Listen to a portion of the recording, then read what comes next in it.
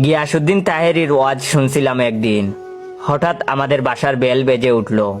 তখন আম্মুর কথায় বুঝলাম মেহমান এসেছে। কিছুক্ষণ পর আম্মু বললেন মেহমানের জন্য চা নিয়ে যেতে।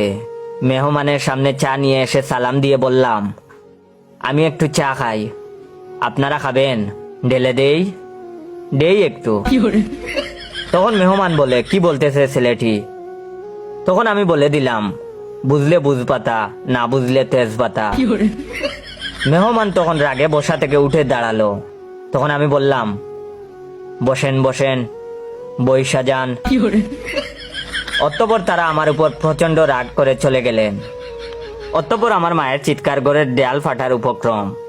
আমি তখন বললাম, চিল্লাইয়া কি মার্কেট পাউন্ড যাইব?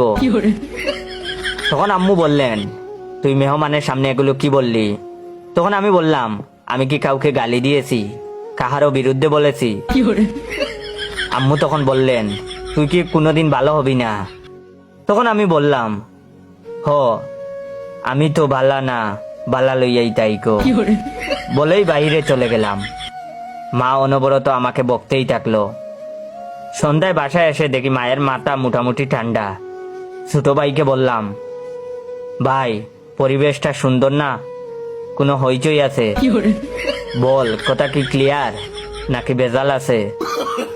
ভিডিওটা কেমন লাগলো অবশ্যই কমেন্ট করে জানাবেন। আর এটাই আমার নতুন পেজ, সবাই আমার পেজটাকে ফলো দিয়ে রাখবেন। আমার পেজের নাম ইওর জয়। আপনারা যত বেশি বেশি শেয়ার করবেন, যত বেশি বেশি লাইক কমেন্ট আসবে, তত বেশি বেশি আমি গল্প দেব। আসসালামু আলাইকুম।